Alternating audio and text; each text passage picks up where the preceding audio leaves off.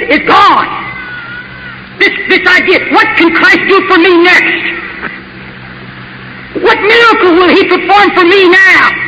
That's not the question. The question now is, how shall I stand before Christ? How shall I stand at the judgment? Who shall stand, the prophet said, who shall stand when He appears? The question no longer is, how do I feel? How do I get happiness? How do I get the desire of my heart? That's not the question of the hour now. Folks, the question of the hour is, how can I withstand that moment I stand before the judgment seat of Christ?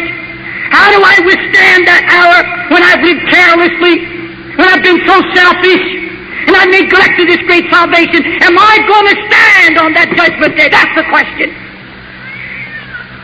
The issue now is, have I neglected Christ in this midnight hour? Has He been calling me and I've been turning Him away? It's not a matter now of miracles and casting out devils and healing the sick or demonstrating power, but am I pure in the sight of God? Because it's possible to do all these things, and the Lord say to you on that day, depart from me, you work of iniquity. I never even knew you. Never knew you. That's not a handful. That's a whole class of society He's talking about. People who did mighty works in His name. The purge is going to begin in the pulpit. The purge is already begun in the pulpit. He shall purify the sons of Levi. And how's He going to do that? By turning up the heat. He's going to turn up the heat, gentlemen, on all of us. He's going to make things so hot, so intense, God's men are going to be driven to their knees.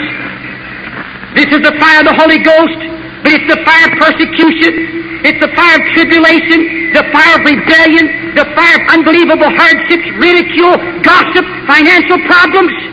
He's going to shake, the Holy Ghost is going to shake everything that can be shaken. Even our faith is going to be shaken and tested in this fire. If God's men will not come back to Him willingly, He'll do it sovereignly. And I believe He's here to do a new thing in our midst. He's come now as a refiner of fire, of silver. He's in His holy place now, heating the fire.